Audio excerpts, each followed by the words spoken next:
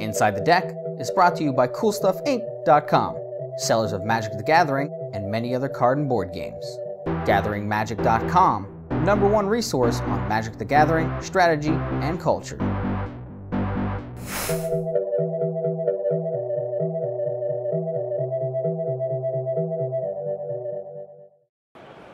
Before I played this deck, I was playing Red Devotion and a Red Aggro deck, and I really like the flow of the aggro. And with the prevalence of things that are a lot of mid-range decks, Zoria Control, Black-White, they end up getting control. You sit for 10, 20 minutes. Sometimes you get to a draw while you're fighting, and it just really draws the game out. Decks like this, I have found, can normally get under all those control factors and push the player to make decisions they normally wouldn't. My name is Clyde Martin, and I'm running Mono-Black Aggro. The basis for this deck is to get ahead of your opponent and then race them to the finish. It does have a touch of the old Suicide Black that a lot of people used to like to play. It runs like most red aggro decks. You have your complement of 8 1-drop creatures, all with 2 power. It's followed up by 4 Thoughtseizes, which can be used as removal or creatures. Most often the deck will trade these early creatures off after the damage has been done to help equalize the field. After that, on turn 2 to 3, it goes for a Pain Seer, which is where the deck turns into a Suicide Black version, because as when the Pain Seer untaps, you lose life equal to how much the cast cost on the card is. So once you do have the Pain Seer on the table, if they decide it's not a threat and they don't want to deal with it, all it's going to do is gain you card advantage. In retrospect, for the rest of the deck, when you have the deck running on a creature like this, I've got the deck based on a high mana curve of only 3, with only running 4 creatures, which are Desecration Demons that cast at 4. That way you're never in enough danger range to actually kill yourself. So for card count in the deck, you start off with your 1-drops. So you have 4 Tormented Heroes, you have 4 Rakdos Cacklers. Along with those, I also play 4 Thoughtseizes. These are very easily a first turn play against any deck. Obviously your creatures are your aggro decks against control and other decks. Against early decks with things like green-red monsters, or even control, depending on how the game starts, your first turn Thoughtseize could take away a Sylvan Caryatid, which will block any of these small creatures, or it could take away any of their removal or counter spells that will actually cause you trouble later. That's it for the 2 spots of the creatures. Once you get to the 3 spot for creatures, you have 4 Herald of Torment, you have 4 Lifebane Zombies, and you have 2 Mogis Marauders. After that, you have 3 Desecration Demon. This number has been in debate. Today it's 3, it was 2 at one point, so that's really up to preference of players. After that, you get into your removal. You keep your removal as cheap as possible. You have 2 Devour Flesh, 2 Bile Blights at 2. Then after that, from 3 on, you have your 4 Heroes Downfall. Also in the deck, we run 19 Swamps, and then 4 Mutavaults to make up the extra land difference. And since Mutavaults can easily become a creature, it actually supplements your 1-turn drops when you don't have them. So the ideal hand with this deck, I think the easiest way to start that out with is actually it needs to have removal. Because these creatures are great by themselves, but once you get to turn 2 or 3, your opponent's not going to let you beat them up.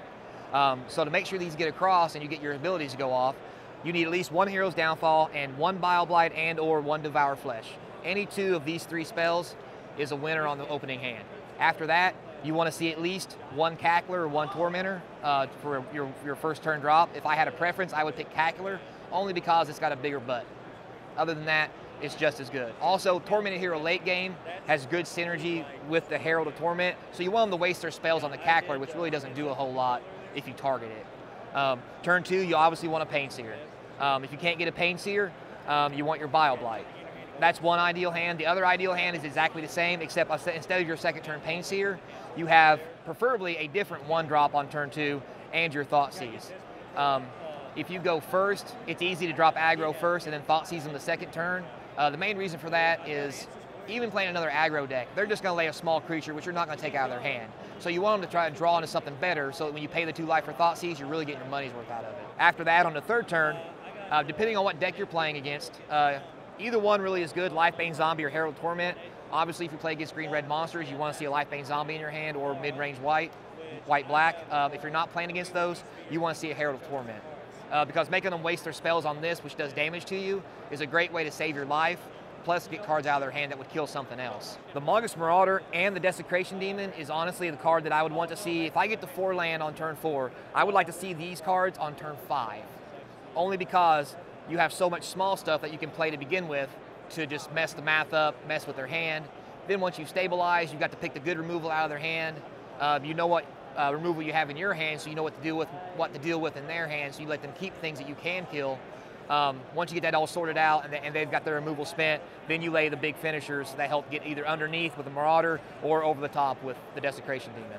The sideboard for the Mono Aggro Black deck gives it a good play against the field, which is why it would probably be fun to play in a Friday Night Magic. What you have is you have your 4 Duresses, you have your 4 Dark Betrayals, 1 Erebos, God of the Dead, 2 more Devour Fleshes, and your 4 Doomblades. Your 4 Duresses easily come in against any control deck, and they don't have to replace your Thoughtseize. Normally what I would replace would be your Bile Blights and your Devour Flesh, because you don't need them. That gives you 8 things to disrupt their hand, take their counter spells, take their Elspeth. It becomes very good and protects your creatures. The 4 Dark Betrayals comes in against Mono-Black, but not solely. They can also come in against the Black-White mid-range. Even though they do run Blood Baron, Osmodeck Ghost Council is still a black creature. Erebos, God of the Dead, is also good against Azorius Control and other control decks. It stops the Sphinx Revelation from gaining life. The 2 Devour Flesh also comes in against mid-range black and white, which the trouble of Blood Baron and Osmodeck Ghost Council is rather large to the deck. So you bring these in, take out your Bile Blights. Now you have things that don't target, so when they tap out for the Blood Baron, even when they try to protect it, you can still take it off the table. Doomblade, it's the same principle when you play against green-red monsters, but I found myself, I take out both my Devour Fleshes, and I'll take out 1 each of my 1-drops, 1 Cackler and 1 Tormented Hero. And the only reason for that is because Bile Blight is still good against Courser, because once you swing with your 2/2, more often than not, they're not going to let you just have free damage. So they're going to block. So when you Bile Blight it, make it an 0/1, you've effectively killed the creature. Honestly, my best matchup, believe it or not, and a lot of people don't believe that I'm even saying this, is actually Mono-Black. The main reason for that, Mono-Black is a good deck, but it's a control deck like other decks, except there's just no blue in it. Mono-Black has a lot of good removal spells. However, because this deck doesn't run big bombs like a lot of mid-range decks do, they can't hold their removal and wait for that 1 good card. The only thing that they have that you can't deal with is really nothing. If they lay a Desecration Demon, you have the same scenario. You have 3/3s. If you really need to sacrifice them, you can Bile Blight and swing. But with all these small 1/1s, even late game against a Desecration Demon, if you've got 6 damage on the table and they lay a Desecration Demon so you can't get across, if you draw a Cackler, you just give him the old great sacrifice to the Desecration Demon, swing for 6 and win the game. So it's easy to deal with the Mono-Black scenario that way. My worst matchup is probably green-red monsters. Although the deck does handle green-red monsters well, it's really debatable on how you draw, on how well you can deal with green-red monsters. If you can't get the turn 1 Thoughtseize to get the Carroted, these guys become useless. So you have to, every one of these creatures becomes to have to be 2 to even get damage across. If they have a second Carroted, it's even worse. Courser Crewfix, 2/4, it's huge. Once again, you have the same problem, except it'll kill your creatures. But you can deal with the Courser because of Bile Blight, Hero's Downfall, Devour Flesh. The Carroted becomes more of a problem. With a deck like this, there's a lot of excitement because there's action every turn. A lot of people, when they play control decks, they sit there and they just react to you. If you're playing a control deck and so are they, I mean, people have seen it, turns just go where you just say draw, go, draw, go, draw, go. And I like more interaction than that. I like the ability to go, here's my threat. You know, I'm gonna swing on my threat. Right, can you deal with my threat? All right, you've dealt with it, now I'm gonna lay another threat. You know, oh, you have a threat, let me deal with your threat. It's more interactive because you have to play the deck very actively. You can't sit by passively and wait for the Revelation or just wait for the Wrath. You have to actually attack, be aggressive, and be interactive in the game.